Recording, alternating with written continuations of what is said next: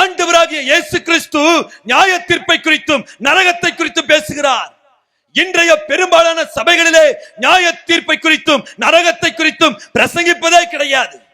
வாக்கு தத்தம், வாக்கு தத்தம், வாக்கு தத்தம், எங்கும் வாக்கு தத்தம், எதிலும் வாக்கு தத்தம்.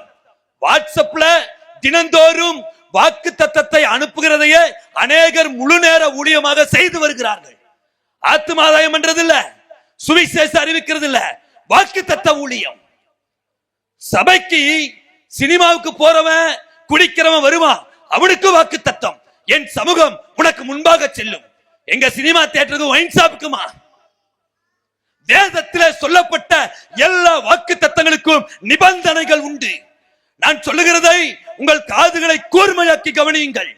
ஆண்டவராகிய இயேசு கிறிஸ்து வெளிப்படுத்தின விசேஷத்தில் சொன்னார், நீ என் வசனத்தை காத்து கொண்டால் பூச்சக்கரத்திலே வருகிற ஆபத்திற்கு நான் உன்னை காப்பேன்.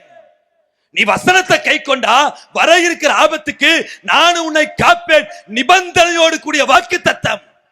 ஆனா இன்றைக்கு நிபந்தனை எல்லாம் தூக்கி வீசிட்டு வாக்கு தத்தத்தை மாத்திரம் பிடித்துக் கொண்டார்கள். இன்றைய கிறிஸ்தவத்தின் பரிதாப நிலை.